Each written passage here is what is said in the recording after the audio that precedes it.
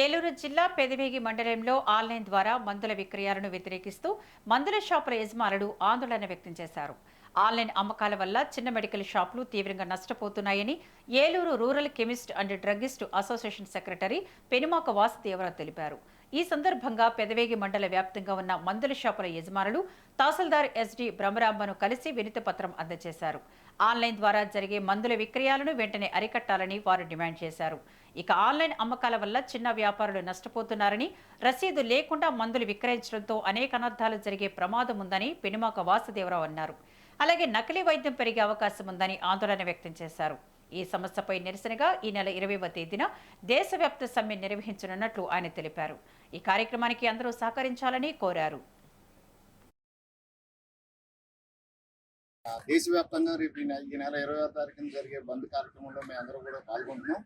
బంద్లో పాల్గొనడానికి గల ముఖ్య కారణాలు ఆన్లైన్లో మందుల విక్రయాలు ఒకటి, రెండు ఆన్లైన్లో మందులు ఇవ్వడం వల్ల చిన్న చిన్న వ్యాపారులు ఉపాధి కోల్పోతున్నాం.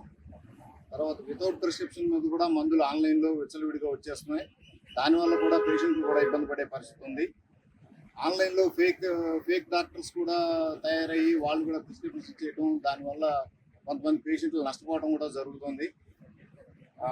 కొన్ని చోట్ల ప్రిస్క్రిప్షన్ లేకుండానే మందుల విక్రయాలు జరుగుతున్నాయి.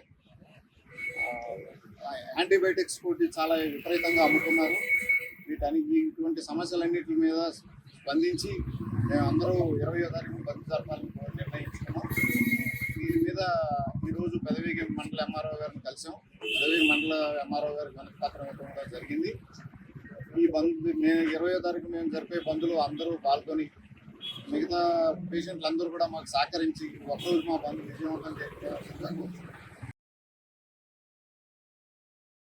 దేశవ్యాప్తంగా రేపు ఈ నెల 20వ తారీఖున జరిగే బంద్ కార్యక్రమంలో మేము అందరూ కూడా పాల్గొంటున్నాం. బంద్లో పాల్గొనడానికి గల ముఖ్య కారణాలు